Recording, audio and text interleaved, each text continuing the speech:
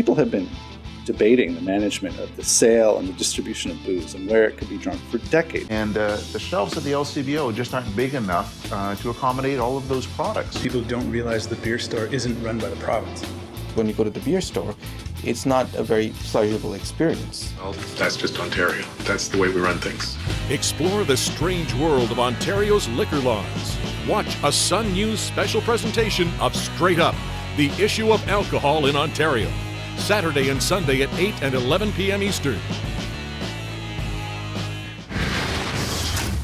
Whoa, look at this now. 54. Got it. Oh, yeah. There you go, boys. Have fun tonight, boys. Oh, you're welcome. Alcohol in convenience stores? It's just not right for our kids.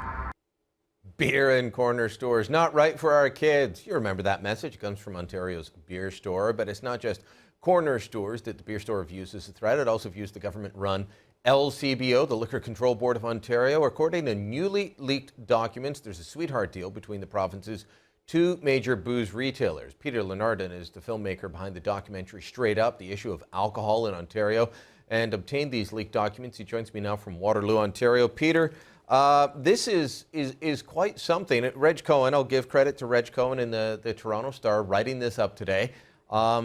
This is essentially a non-aggression pact between Brewers Retail Inc., the official name of the beer store in Ontario, and the LCBO. Is that the best way to describe it? It certainly sounds like it, Brian. There's an agreement where they're going to have regular meetings to coordinate on strategy about how to divide up the beer market. And there's also areas of the market where the LCBO promises not to enter, like selling to bars and restaurants, as well as selling 24-packs and 12-packs. Now, this is a government entity, the liquor store, and right. The privately owned, but essentially government-regulated, highly government-regulated monopoly, the beer store, coming together and saying, here's how we'll divvy up the market. What would happen if this were, let's say, Loblaws and Sobeys or Metro or Safeway, any of the big grocery retailers getting together and saying, you know what, we're only going to sell apples, but you should sell oranges. Would that be illegal? Would that land someone in jail? Well, I suspect it's not legal in a lot of places, and right now what you have with the beer store, you know, I think you could even extend that analogy to cars. Imagine you could only buy cars from, say, the car store, and Toyota and GM owned it, and everyone else had to sell their cars through that store. I mean, I think there'd be consumer revolt if there wasn't legal action. All right, let's bring up a couple of quotes from the documents that have been leaked out. This is a 2000 document. So this is back when the Ontario Progressive Conservatives were in power, but it's been upheld by the Liberals. All the politicians in Ontario seem to genuflect to this power. The documents say BRI, that's Brewer Retails Inc., will continue to sell to licensees all beer SKUs sold in beer stores. The LCBO will continue to sell to licensees beer SKUs sold exclusively by the LCBO. It goes on, it says, consistent with historical practice, LCBO will not sell beer in packages containing more than 6 containers. So you can't buy a 12-pack at the government store. You can't buy a 2-4 at the government store. You can only buy a 6-pack. That is divvying up the market in a way that is deeply disturbing.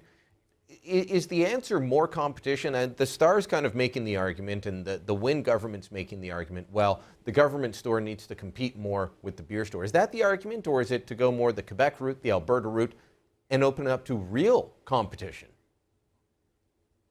Well, there's a lot of different options. Certainly there's the Alberta route, there's the Quebec route. There's a kind of a mixed version in British Columbia where some private stores are allowed to operate alongside a government-run system. And so, albeit the prices tend to be a little higher there, you get some choice and you get some products you don't see in the government system. I think however it happens, mostly what we heard from Ontario producers when making the documentary is they wanted just an alternative retail chain of some kind. They wanted to be in some different stores where their products can't get in the LCBO. You know, we've got more than 300 wineries and breweries in Ontario, and if if all of those products from all of those producers got put in an LCBO store, there wouldn't be room for anything else. So I think there just needs to be a way to give some market access to Ontario producers while still preserving, some sort of competition in the market. Yeah, well, I know that speaking to smaller brewers that deal with the Quebec system, they say they have far greater market share, even if they're from Ontario, in the Quebec system than they can get in Ontario, because they can deal directly with stores, they can put on promotions. There's just far more leeway. I want to ask you quickly about this issue. We've got a minute left, and that is that under the current system, you've got the beer store sells to restaurants at an even greater markup. We always think it's just the restaurant owner putting on a huge markup on beer or wine, but check this out. Case of Coors Light beer is well over $40, $45.75. If you buy it and you're a restaurant, I can pick it up for $33.75. That doesn't seem fair. What's that all about? Well, we don't know, and that's the interesting thing about the beer framework agreement that was written about in the Star, is that we don't really, what it doesn't say is as interesting as what it does say. So we don't know that there's any kind of oversight for the beer store to charge bars and restaurants anything they want for a case of beer. We don't know what the rules of engagement are. So, and we haven't really seen whether there's any kind of government oversight. So really, we're kind of in the dark here, and it's really just the fact that this secret document got leaked that we know a little bit more about it. This was something we actually knew about from researching our documentary. Is that bar owners told us over and over again that they found it strange that they pay more than at the beer store, but again, we're still they're required to do it. Yeah. All right, Peter, we've got to leave it there, but we do want to make sure that people are aware of your documentary. Thanks for dropping by.